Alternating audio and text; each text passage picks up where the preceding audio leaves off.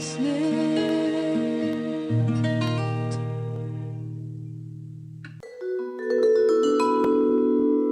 Размовы з айцамі на хвалях радыё Марыя.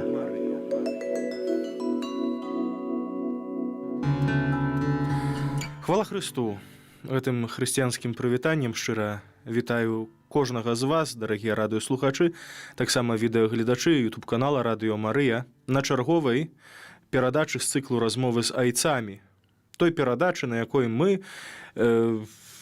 як сапраўдныя, скажам так, хрысціяне, якія абапіраюцца на святое пісанне і традыцыю ў веры, адкрываюць яго і прысвойваюць, сягаем па вучэнне традыцыі касцёла. Айцоў касцёла – гэта тых, хто у сваім жыцці спазнаў гэтую Божую праўду, не толькі спазнаў, але таксама яе лепш растлумачыў і пераказаў нам як дэпазіт веры.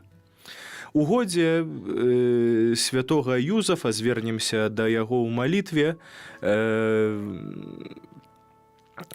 На гэтай перадачы вітаю вас я, ксёндз Павел Эйсмонт, і таксама гукарэжысёр Марына Сабалеўская.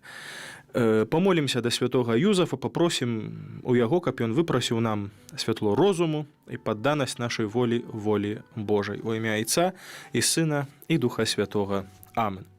У Цябе, святы Юзефе, шукаем мы паратунку ў нашай нядолі, звяртаючыся па дапамогу да Тваёй найсвяцейшай абранніцы, Панны Марыі, з даверам просім таксама Тваёй апекі. Праз любоў, якая яднала Цябе з найсвяцейшай Багародзіцай, і праз Тваю айцоўскую апеку, якую Ты атуляў Езуса ў дзяцінстве, пакорна просім, глянь ласкава на спадчыну, якую Езус Хрыстус здабыў крывёю сваёю, і сваім магутным заступніцтвам дапамажы нам у патрэбах нашых. Прадбачлівы апякуне сям'і Божай, апякуйся абраным патомствам Езуса Хрыста. Адхілі ад нас, мілы Ойча, усялякія памылкі і спакусы. Магутны наш абаронца, прыйдзі да нас ласкава з нябесную дапамогу ў гэтым змаганні з сіламі цемры. Як некалі ў дзяцінстве выратаваў Езуса ад небяспекі, якая пагражала ягонаму жыццю, так цяпер барані святы касцёл Божа ад варожых нападаў і усялякіх перашкодаў. Атуляй кожнага з нас нястомнаю апекаю, каб мы па Тваім прыкладзе і Тваёю дапамогаю падтрыманыя маглі жыць у святасці, памерці пабожна і атрымаць вечнае шчасце ў небе. Амен. Нагадаю, што мы знаходзімся ў прамым эфіры, таму да нас можна патэлефанаваць на наступныя нумары тэлефонаў плюс 375 44 513 73 97, гэта нумар сеткі А1, да якой падключен таксама Viber, нумар МТС плюс 375 33 673 09 73, таксама можна скарыстаць з гарадскіх мінскіх тэлефонаў, код горада Мінска 017, першы гэта 399 17 21, другі 364 69 64.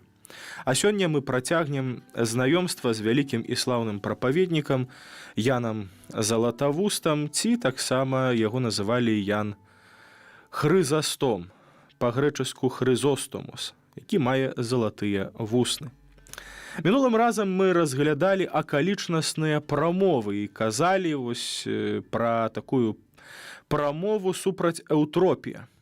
Памятаем, што Эўтропій гэта быў міністр, які пераследаваў касцёл, які вельмі не любіў хрысціянаў, а калі ён быў пазбаўлены пасады у выніку інтрыгі, сам звярнуўся па дапамогу ў касцёл.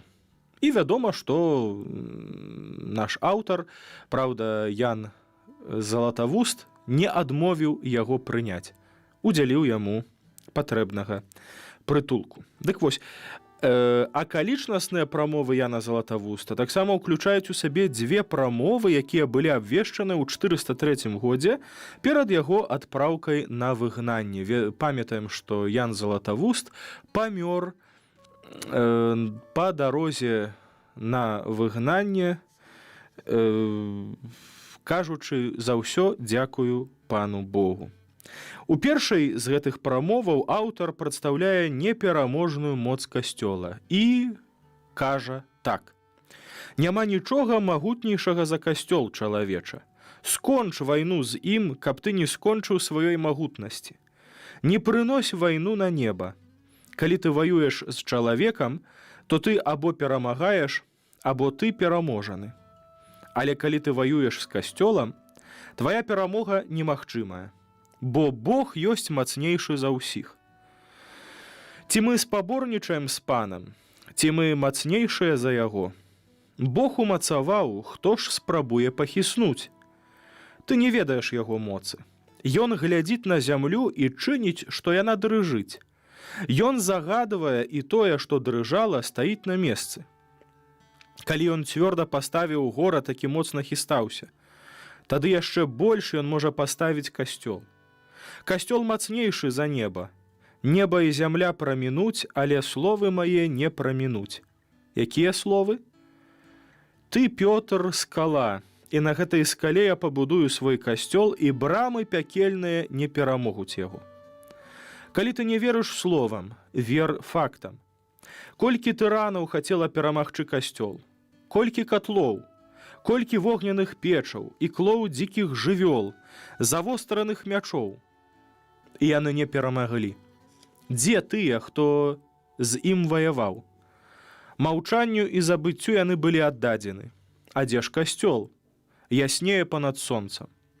Справы тых прапалі, справы гэтага несмяротныя.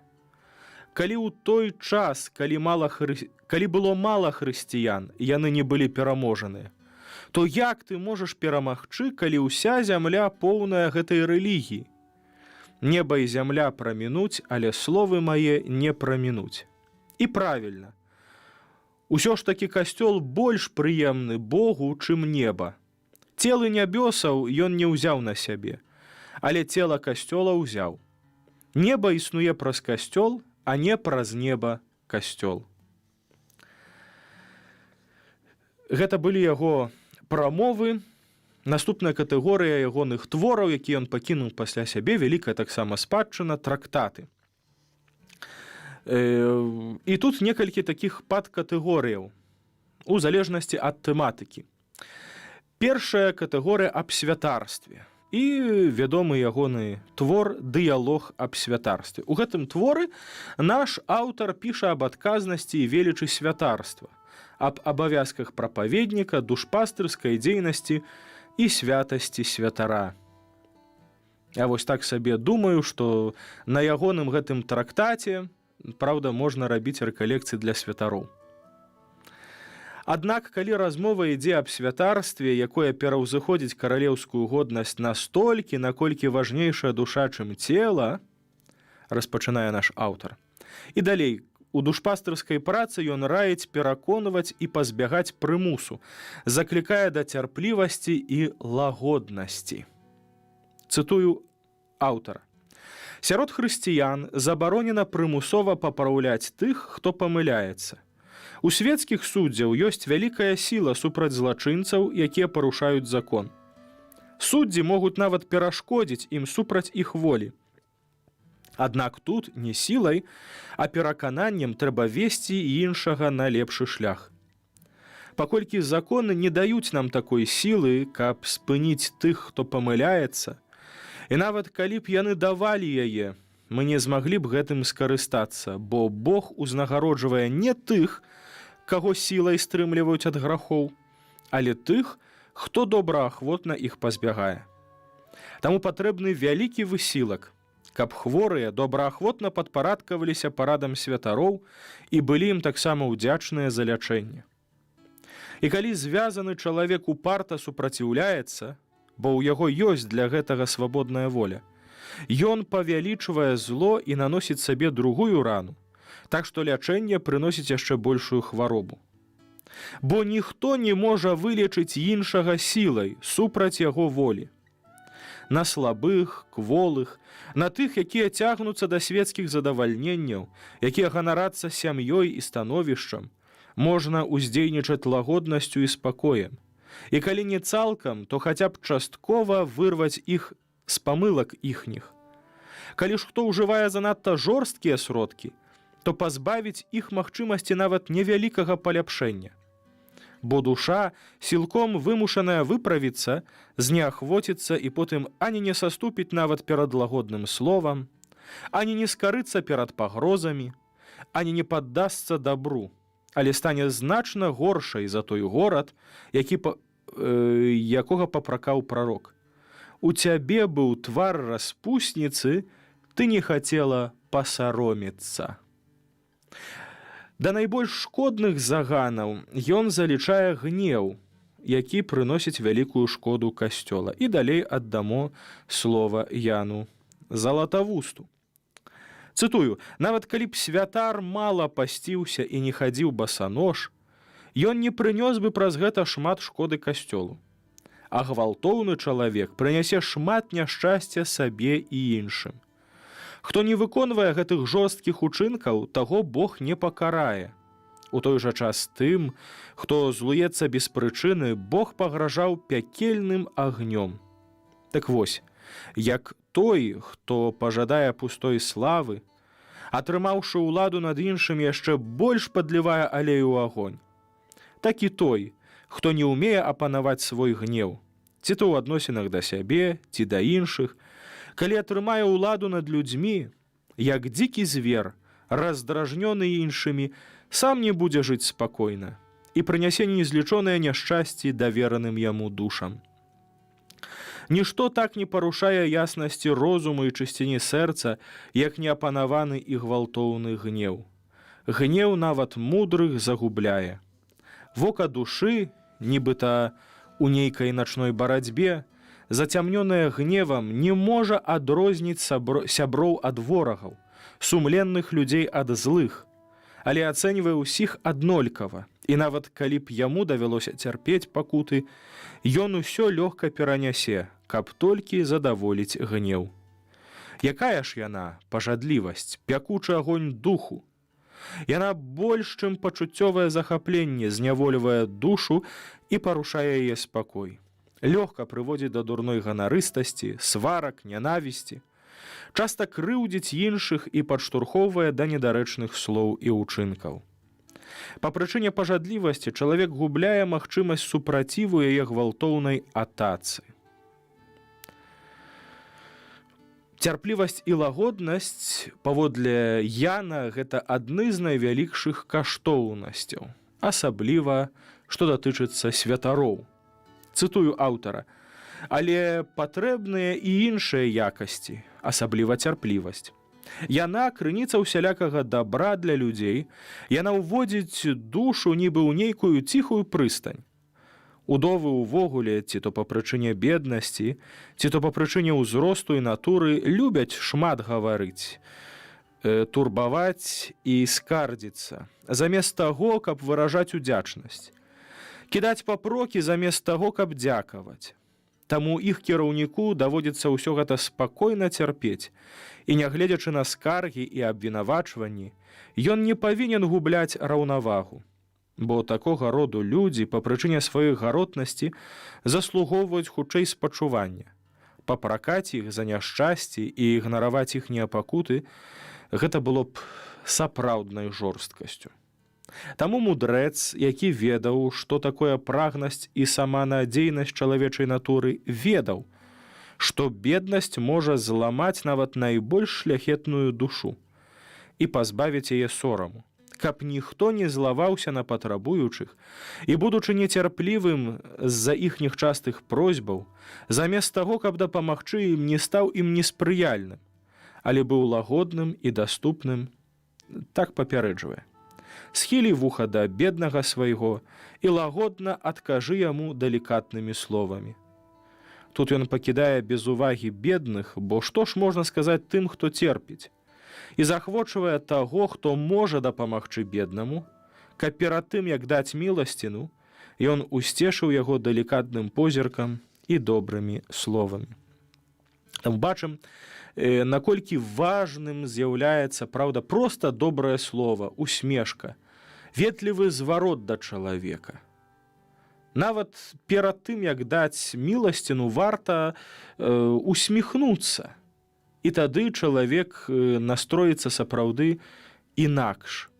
А што датычыцца папраўлення іншых, то памятаем, што няма ніводнага чалавека, які б не памыляўся. Таму вельмі важна памятаць, што нават калі папраўляем кагосьці, па-першае, трэба памятаць пра свае памылкі, а па-другое, рабіць гэта лагодна, далікатна. Рабіць гэта, як робіць гэта Бог. Бо ён стараецца з лагоднасцю і з любоўю падысці да кожнага чалавека, аб чым на шматлікіх месцах сведчыць Святое Пісанне. Далей тэматыка манаскага жыцця, трактаты аб манаскім жыцці Яна Залатавуста. Так вось наш аўтар раіць весці манаскае жыццё і таксама яго абараняе ад прэтэнзіяў і закідаў. Першы такі твор Тэадору пасля яго падзення. У ім аўтар захвочвае Тэадора, будучага біскупа горада Мапсуэсты, які пакінуў кляштар, вярнуцца на шлях манаскага жыцця. Далей. У творы аб пакаянні ён піша аб натуры і неабходнасці сапраўднага жалю за грахі. У творы супраць тых, хто змагаецца з манаскім жыццём, аўтар абвяргае абвінавачванні ворагаў манаскага жыцця і заахвочвае хрысціянскіх бацькоў, каб даверылі выхаванне сваіх сыноў манахам. І так вельмі часта бывае таксама сёння, асабліва там, дзе душпастырскую дзейнасць у парафіях вядуць манахі, якія маюць сваю харызму. Многія з іх, скажам так, маюць такі асаблівы, скажам так, асабліва працуюць з моладдзю, звяртаючы на іх асаблівую увагу, на іх выхаванне, на іх развіццё. І таму я памятаю таксама калісьці гасціў у такой парафіі, дзе вялі манахі, салезіянцы, і я чуў, як адзін з айцоў дзякаваў бацькам за тое, што яны аддаюць, праўда, сваіх дзетак на выхаванне ім, што дазваляюць прыходзіць у касцёл, на катэхезу, удзельнічаць, скажам так, у мерапрыемствах, якія праводзяцца ў араторыі. Чаму? Таму, што, вядома, харызма іх з'яўляецца праца з моладдзю і праз святога Дона Боска, праўда, апіраючыся на сваю харызму, яны вядуць гэтых маладых людзей да Езуса Хрыста, бо асноўная мэта, праўда, кожнага святара і кожнага манаха самаму ісці да Езуса і весці таксама іншых. Так вось, і тут яшчэ даходзіць, праўда, асаблівы заклік Яна Залатавуста, каб хрысціянскія бацькі не баяліся аддаць сваіх дзяцей на выхаванне пад апеку манахаў і святароў. Далей, у творы «Параўнанне караля з манахам» размова ідзе аб перавазе манаскага жыцця над каралеўскім.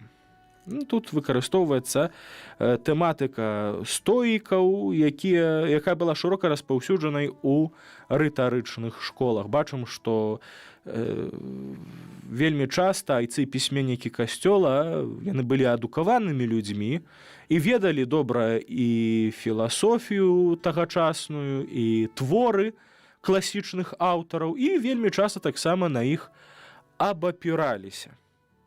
І некаторыя пункты вучэння стоікаў таксама, можна так сказаць, былі такой базай падбудовай, правда. Не ўсе, вядома, але некаторыя так. Далей, аб дзявоцтве і удаўстве.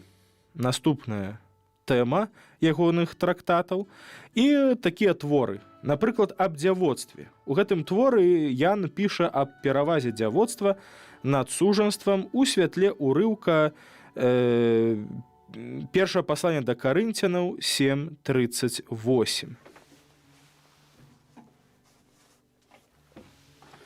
Далей, наступны твор «Сына Ісактой», грэчаская назва. Тут аўтар крытыкуе звычай супольнага жыцця паннаў і духавенства. Цікавая, вядома, тэматыка, але трэба яе правільна зразумець. Увогуле, назва твора «Сына Ісактой» перакладаецца як «тыя, каго разам прывялі ў хату». Так тлумачыцца гэтая назва. Увогуле, сама з'ява сына ісактызму якая займела месца ад 2 стагоддзя і працягнулася ажно да сярэднявечча. Вельмі цікавая тэматыка. Гэтая з'ява азначала тое, што замест таго, каб ажаніцца, мужчына і жанчына заключалі так званы духоўны саюз ці духоўнае сужанства, то бок жылі разам, але строга як брат і сястра. Не заключалі сужанства як такое, але жывучы разам дапамагалі адзін аднаму і жылі як брат і сястра. Вядома, гэта вельмі і вельмі цяжка. І гэтая практыка, нягледзячы на добрае памкненне вернікаў, найчасцей усё ж такі сустракалася з непрыняццем, нават асуджэннем з боку тэолагаў, касцёльных іерархаў. Вядома, найчасцей па прычыне фізічнай немагчымасці дакладнага яе выканання. Бо вядома, што дух ахвочы, але цела слабое, як казаў пан Езус. А таксама прычынай была адмова ад патомства ў такім псеўдасужанскім саюзе. Нібыта яны жывуць разам, аднак вось нешта такое вось, скажам так, незразумелае. Таму вось, нягледзячы на тое, што это добра, калі жывуць як брат і сястра, то па пэўных прычынах не рэспектавалася, скажам так, гэта вышэйшымі іерархамі, касцёльнай уладай.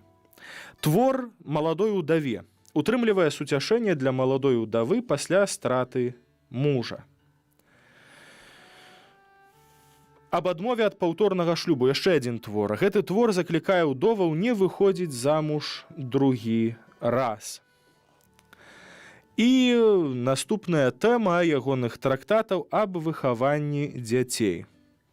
Аб ганарыстасці і выхаванні дзяцей. Так гучыць ягоны твор Яна Златавуста. У гэтым творы ён заклікае бацькоў, каб, клапоцячыся аб багацці душы сваіх дзяцей, адносіліся да выхавання як да самага святога абавязку.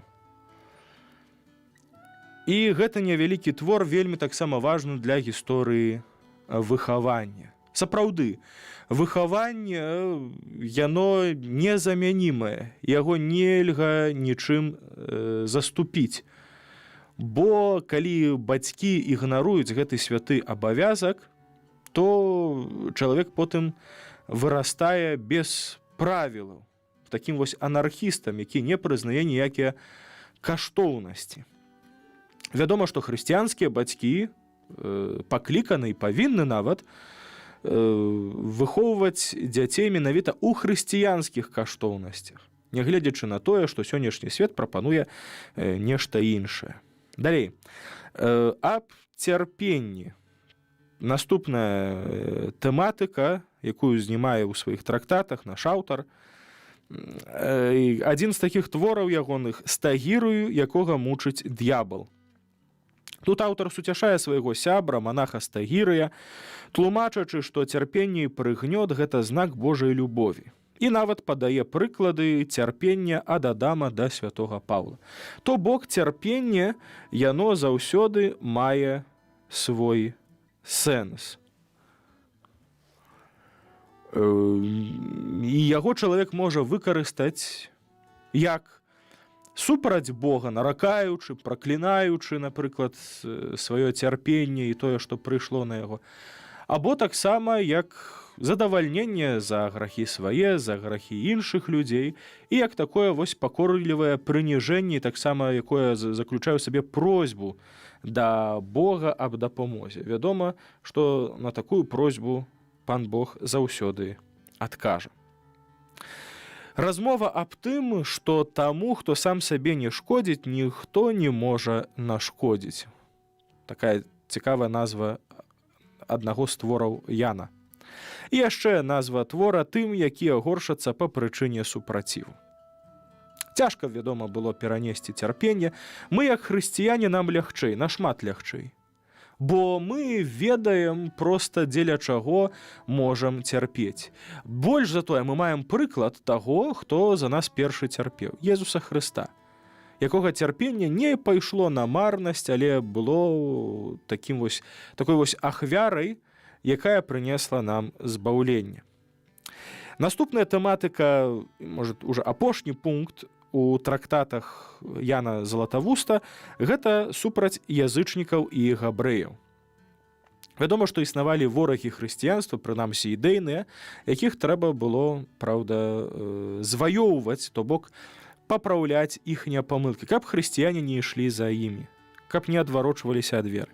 Так вось, у творы аб святым Бабіле супраць Юліяна і язычнікаў аўтар паказвае на трыумфальную перамогу хрысціянскай і падзенне язычніцкай рэлігіі на прыкладзе гісторыі мучаніка Бабілы, біскупа Антыёхі. І яшчэ адзін твор супраць габрэяў і язычнікаў. Тут аўтар даказвае боскасць Хрыста, абапіраючыся на прароцкіх тэкстах старога запавету. Бо вядома, што для габрэяў асаблівым чынам доказная база павінна была заўсёды будавацца на святым пісанні старога запавету, таго супольнага элементу, які існаваў і існуе паміж хрысціянствам і габрэйскай верай. Далей лісты Яна Залатавуста. З часоў другога выгнання Яна Залатавуста захавалася 236 лістоў. Ну, мы ўжо не будзем даставаць калькулятар, як у мінулым разе, колькі мы там гэтых каментароў налічылі, праўда, больш за 700. Але калі кажам пра лісты з 236 лістоў, якія захаваліся, большасць вельмі кароткія. У іх Ян суцяшае сваіх сяброў у Сірыі і Канстанцінопалі, якія зведвалі пераслед за праяўленую яму вернасць. Гэта каля 100 адрасатаў. Асабліва з іх заслугоўваюць увагі два лісты. Першы да папы Інакенція I і таксама 17 лістоў да дыяканісы Алімпіяды. Чаму дыяканісы? Ну, бо тады, зноў жа, фактычна да сярэднявечча, асабліва ў першыя стагоддзі хрысціянства, ўсё ж такі існавала гэтая вось, скажам так, гэтая вось практыка пасвячэння дыяканісаў. І вучоныя раздзяляюцца, і яны кажуць, што адны кажуць, што гэта былі проста жанчыны, якія мелі сваё служэнне, прыслугоўвалі, не прымаючы пасвячэння, а другія скланяюцца ўсё ж такі, што быў спецыяльны абрад і што выбраных жанчын, якія не былі замужнія, это было абавязкова, былі дзевамі, іх пасвячаў біскуп, скажам так, на такое вось асаблівае служэнне, у тым ліку падчас супольных сходаў літургічных, то бок падчас эўхарыстыі, падчас набажэнстваў, якія тады былі, і гэтак далей. Чытанне Слова Божага. І яны адказвалі за жаночую частку вернікаў, бо, вядома, тады было раздзяленне мужчыны асобна, жанчыны асобна, у пэўным, скажам так, часе это наступіла. Карані мы ведаем, праўда, што з габрэйскай рэлігіі гэтай практыкі ідуць. Дык вось, дыяканісы як бы паслугоўвалі у першую чаргу жанчынам. Потым вядома, што гэтая інстытуцыя, яна была скасаваная, і ўжо мужчынамі былі толькі дыяканы. Але дыяканісы існавалі. Далей апакрыфічныя творы, то бок апокрыфой азначае, праўда, тыя творы, якія былі, так скажам, няяркія, няясныя, схаваныя, якія, скажам так, потым былі адкрытыя. Перш за ўсё, калі мы кажам пра апакрыфічныя творы ў дачыненні да Яна Залатавуснага, гэта творы, якія яму прыпісываліся па прычыне вялікага яго аўтарытэту.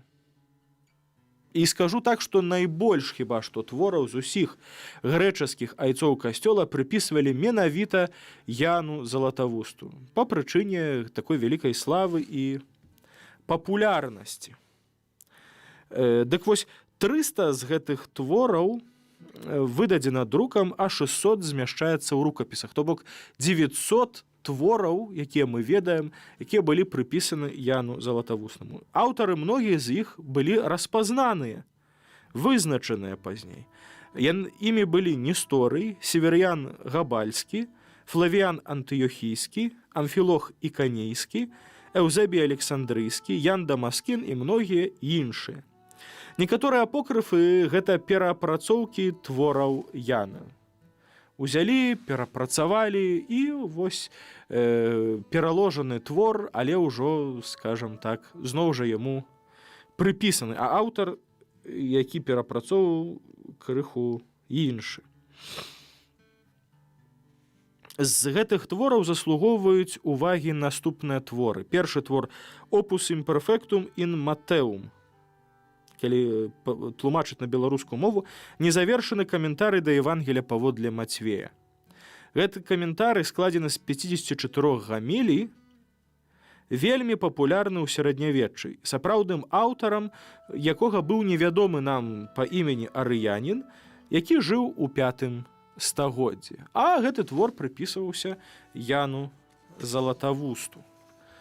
Твор «Синопсіс» – своеасаблівы уступ да асобных кніг Святога Пісання, якія змяшчаюць кароткі змест кожнай з гэтых кніг. І такая з'ява, варта над ёй таксама яе назваць, літургія святога Яна Залатавуста. Яна паўстала ўжо пасля смерці Яна. То бок Ян сам не быў творцам літургіі Яна Залатавуста. Яна выкарыстоўваецца асабліва ва ўсходніх цэрквах. Перакладзена на некалькі моў. І апошні сённяшні пункт нашай сённяшняй перадачы – гэта тэалагічная думка Яна Залатавуста. Трэба сказаць, што перш за ўсё Ян Залатавуст гэта быў руплівы пастыр, мараліст, аскет і ідэальны тлумачальнік Святога Пісання. Ён не займаўся непасрэдна вялікімі тэалагічнымі спрэчкамі 4 стагоддзя. Яго погляды дакладна адлюстроўваюць традыцыйнае вучэнне Касцёла. Ён не быў той, які напісаў велічэзныя трактаты, растлумачыў праўды веры, прывёў да так званага развіцця догмаў, які выступаў, скажам так, на саборы і даказаў праўду веры, бараніў яе. Ён ужо апераваў тымі праўдамі веры, якія ўжо прысвоіў, можна так сказаць, з дзяцінства. Перш за ўсё гэтыя праўды веры культываваў сярод сваёй паствы, так скажам. Дык вось, першае, Хрыстус, паводле Яна Залатавуста, гэта сапраўдны Бог. Як сын, ён той самай сутнасці, што і айцец. Ён адзінасутны. Зноў жа выступае ў яго выразна тэрмін «homo ousios», які ўжо быў тады, вядома, прыняты. Это ўжо было 4-5 стагоддзе. Сын роўны айцу паводле сутнасці, таму што паходзіць ад айца. Ён вечны. Ён валодае дасканалым і поўным боствам і таксама паўнатой чалавецтва. Сапраўдны Бог і сапраўдны чалавек. Больш за тое, Бог сапраўдны, але таксама чалавек поўны, сапраўдны. То бок з усімі атрыбутамі, з душой і целам. Ён мае чалавечае цела, але цела не грэшнае, як мы, але тое ж самае, што мы. То бок ён мае цела, якое не было, скажам так, забруджана грахом, у адрозненні ад іншых людзей. Але такое ж самае цела, якое паддавалася і цярпеннем, якое, скажам так, цярпела боль, холад і гэтак далей. Эўхарыстыя. Гэта ахвяра ідэнтычная крыжовай ахвяры. То бок сама Эўхарыстыя, святая імша, гэта крыжовая кальварыйская ахвяра Езуса Хрыста. Хрыстус прысутнічае ў ёй праз пераўтварэнне. Сёння мы называем гэта тэрмінам транссубстанцыяцыя. якое ён, Христус, сам здзяйсняе і для якога сам таксама з'яўляецца адпаведным святаром пры алтары. Ён сапраўды прысутнічаў у гэтай ахвяры. Христус падчас апошняй вячэры піў сваю ўласную кроў. І сапраўды, калі Езус перамяніў падчас апошняй вячэры віно ў кроў, то это была ягоная кроў, то бок ён піў сапраўдную сваю кроў. Вядома, пад відам віна. Але гэта была кроў ягоная. Далей, Эўхарыстыю трэба цэлебраваць з павагай і пабожнасцю, бо яна свята. І ўвогуле, скажам так, за тое, што ён асабліва акцэнтаваў тэматыку Эўхарыстыі, яму прызналі тытул доктор Эўхарыстіе, то бок доктар Эўхарыстый. І гэта было б усё пра Яна Залатавуста, заканчваем разгляд ягонага жыцця, твораў, і цяпер гісторыя жыцця аднаго з вядомых айцоў-пустыннікаў Антонія, з якім мы ўжо знаёміліся на адной з папярэдніх перадач. Наступная гісторыя. Адзін вучань папрасіў Аббу Антонія: «Памаліся за мяне». Абба Антоній яму сказаў: «Ані я, ані Бог не злітуецца над табою, калі ты не будзеш клапаціцца пра сябе сам і маліцца Богу». Памятаю яшчэ з семінарыі, што нас асаблівым чынам вучылі такой праўдзе, што ласка заўсёды будуецца, абапіраецца на натуры чалавека. Што самой ласкі недастаткова, нават калі Бог адараў бы цэлым россыпам, скажам так, шматлікай колькасцю гэтай ласкі, калі чалавек не захоча яе выкарыстаць, нічога яму не дапаможа. Таму вельмі важная ў нашым жыцці, ў нашым духоўным развіцці нашая воля, каб яна была адпаведна склонная да таго, каб, праўда, быць адкрытай на прыняцце гэтай Божай ласкі. Бог ніколі не шкадуе патрэбных ласкаў чалавеку, але вельмі важна ўсвядоміць сабе, што яна даходзіць толькі тады, калі мы адкрываем доступ. Для гэтага трэба адкрыць сэрца Езусу Хрысту, даверыць Богу самога сябе і сваё жыццё, сваю дзейнасць, тое, што мы, скажам так, робім добрага. Напрыканцы нашай перадачы за гэту нашу сустрэчу падзякуем Пану Богу. Хвала Айцу і Сыну і Духу Святому, як была спрадвеку, цяпер і заўсёды, і на векі вечныя. Амэн. У імя Айца і Сына і Духа Святога. Амэн. Дзякую шчыра, дарагія радыёслухачы і відэагледачы, вам за увагу.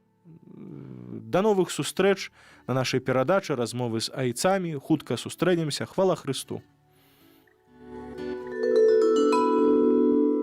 Размовы з айцамі на хвалях радыё Марыя.